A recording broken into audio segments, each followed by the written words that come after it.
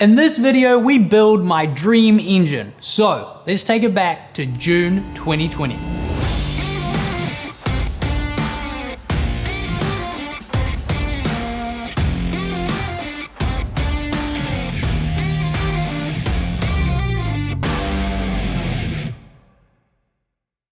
What is up? What's been happening? Welcome back to another episode of Those Car Dudes. Today is a very momentous day for the E30 because we are getting the motor rebuilt. We are taking it in, it is getting rebuilt. We are building a 2.8 stroker M20, which is awesome. Nathan, I am so excited for your build. I'm kind of a little bit jealous that you're going to be putting that in your car. Do you want to put it in the Skyline? Nathan, I'll rather have the RB, Nathan. But you don't be spending that much money on your car, building it from taking it back to its roots to now becoming a drivable car again.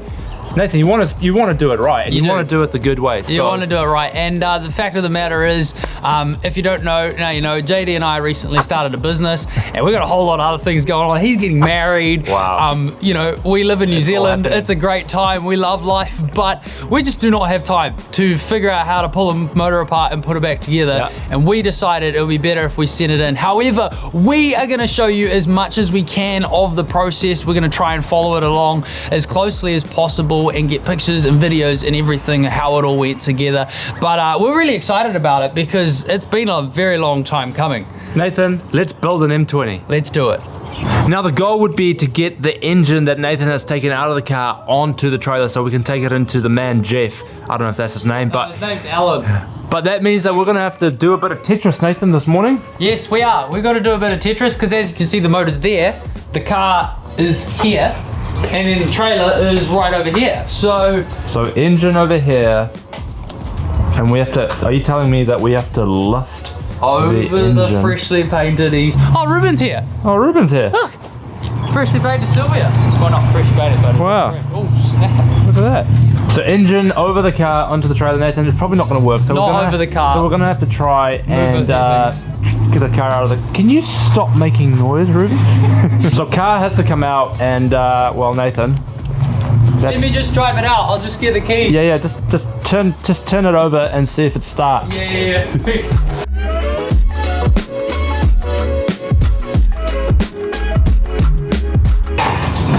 Gentle.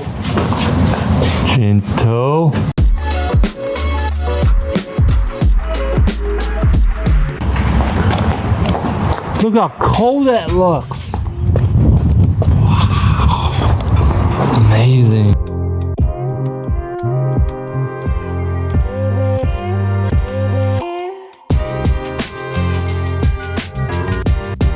All right, all the bolts are out and it seems to still be on there. Should we give it a bit of a... Oh, here you go. It's about to go, Nathan. Hang on, JD. I'll just... There we are.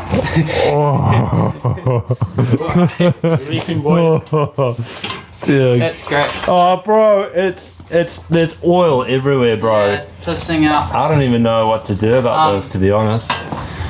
Oh, you know why? Why? I forgot to drain it. I put brand new oil in it before I let it sit. I put a whole lot of oil, that brand new oil, that. Oh, cheers, Ruben. I forgot to drain it. That's why it's so heavy. Big Bertha. Yeah.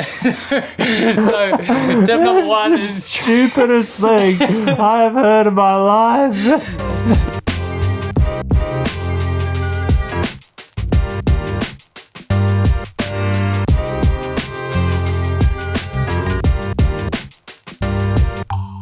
The engine is on the trailer, which is very exciting, and I'm just going to show you a couple other bits that we've got. We've got the 325 pistons in there. We've got the 2-liter rods. We've got a crank from a 328 E36. It's all wrapped up, and it's got a spacer that's been made to replace where the chain gear goes, because this has a cam belt rather than a cam chain.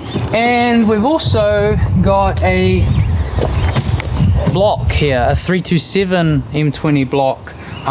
So I'm going to leave it up to the engine builder to decide whether he wants to use that one or the original 325 one. This one's got less kilometers on it supposedly, so we'll see what he says.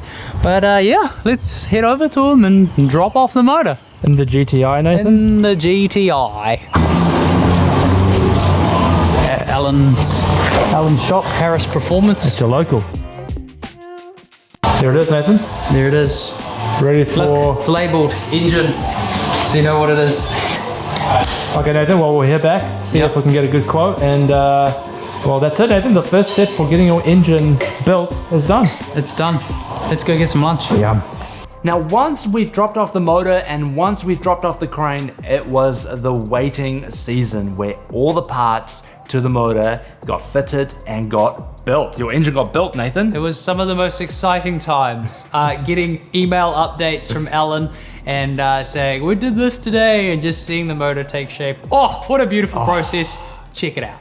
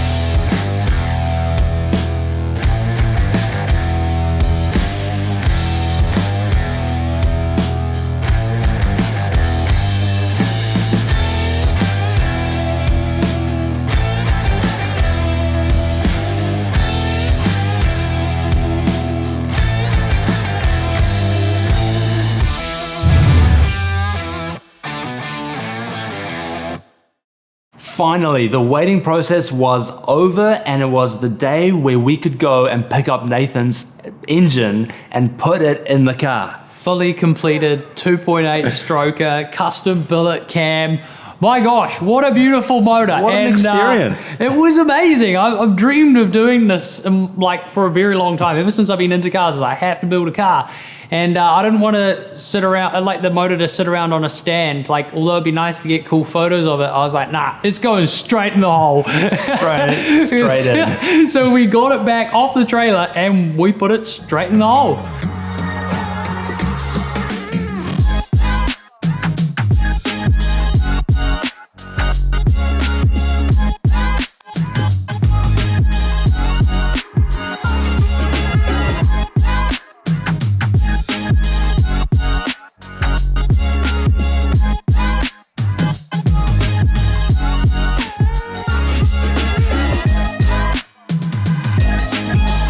Oh, good job, team. Yeah. High five. High five.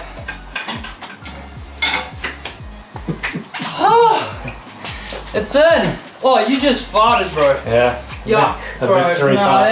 that's too much. Oh, yeah, that's too much. That's too much. Victory fart.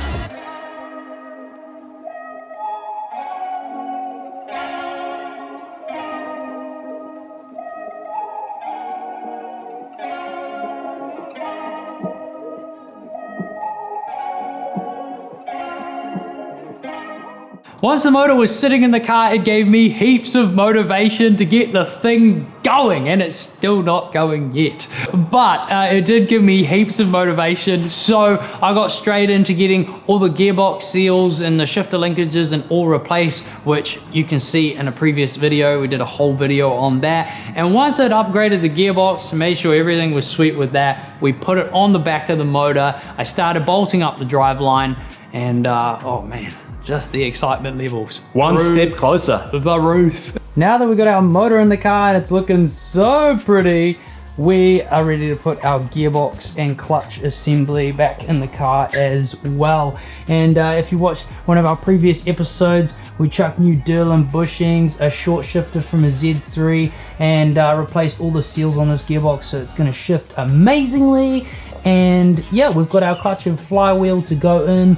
I've already got the flywheel in there, and and look who we have helping us today in the M135i. Here he is, the one and only Bradley. Hello. Hi, Mike. Hello. I also got a new throwout bearing, a new slave cylinder, and I painted up the old starter motor, which made it look new, Bradley. It's like new. It looks just like new. Just like new.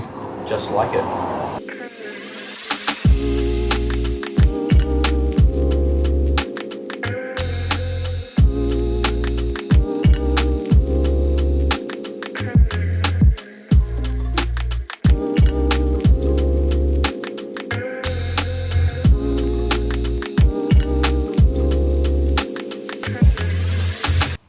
Yeah.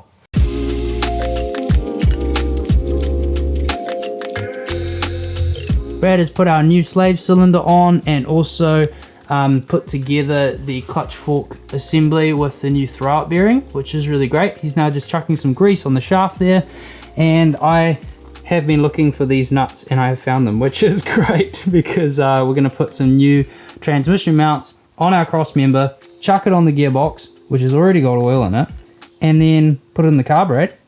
How good? Yep.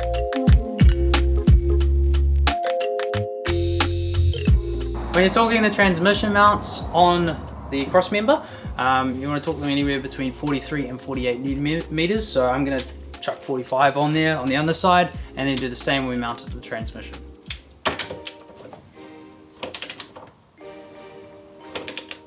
Now that we've got those mounts on, we can slide that onto the box and tighten those bolts up. You want these locating pins at the back of the mount, if you're wondering. And yeah, then we can put the box on.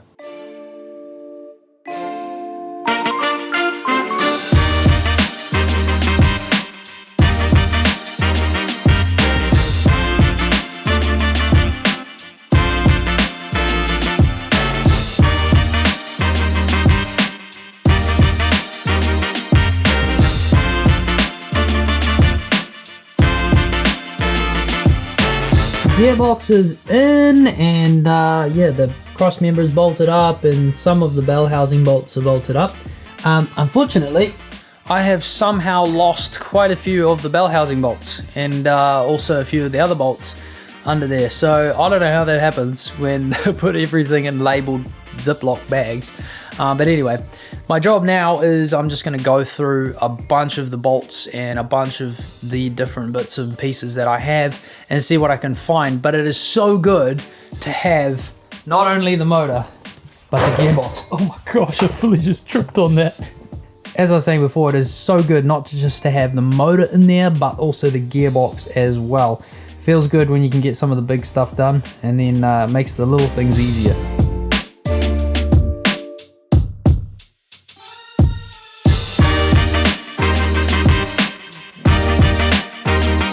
You're doing the dingle. I'm doing a dingle.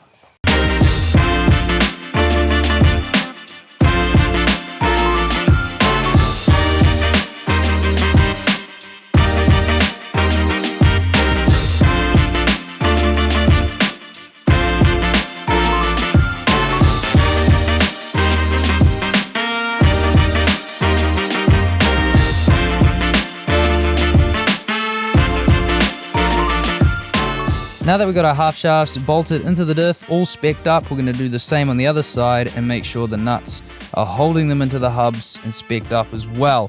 The original nuts, however, though, don't look very good because, well, I semi-stripped them getting them out.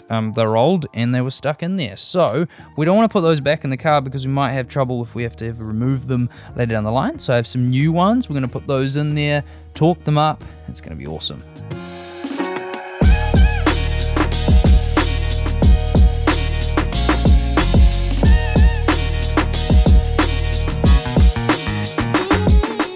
I ended ended up using this big breaker bar to tighten it up because I didn't want to strip it, and then I just checked that it was torqued up with the torque wrench. But as you can see, it crushes that washer in there, and so yeah, it's pretty tough, not gonna lie. There's not a lot of grip and it's easy to strip them, so yeah, be careful when doing that. Fully just realized that my rear spring's gone all wonky. It's not even sitting on the spring perch on the top, so I'm gonna quickly drop that shock and put that in the right place, and then I'll do the other side just as I've done to this side. Here I have the front half of my drive shaft. It's all painted up and ready to go in the car with a new hanger bearing. Plus I have a new guibo, the bushing that goes between that guy and your gearbox. So that's gonna go on as well. I've already put the rear section into the car and it's loosely bolted up, but yeah, we're gonna chuck this in, and that's pretty much my driveline ready to go. What a feeling it is to have the motor in, the gearbox on, the driveline bolted up. It's flipping fantastic. I pulled the cover off the car and look at it and go, flip, this is mine. I'm actually hyped. Nathan, it's gonna be amazing one day when you get to drive this thing. It's gonna be so exciting. It really is. This is the one car, you know how like most car enthusiasts have one car in their life where they're like, I'm just gonna go all out on this one. I think that's the one for me, because I don't know if it's just my personality, but every detail I've just gone hard, and there is so much more coming. We're gonna have a video very soon that we're gonna make on the cooling system. I've done a whole new cooling system. I've got all the parts sitting there, ready to go in.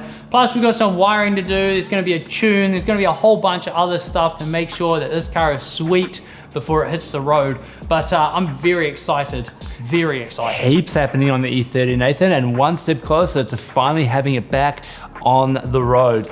I just want to make a massive shout out to the guys at Harris Performance who built this engine. You guys are legends. They literally listened to all of my little details and things that I wanted, and they did such a good job. Sure, the motor's not running yet, so I can't say anything about that, but it looks fantastic, and I'm sure it's gonna run even better. So massive shout out to Harris Performance. If you need a motor built in Auckland, I highly recommend these guys. Their service was outstanding. They're not sponsoring me or us or anything. Like they just have the best service. 100%, Nathan. 100%. Well, we hope you enjoyed this video. Make sure you check out all our other videos. Check us out on Instagram, hit that sub button, and we will catch you in the next one. Peace out.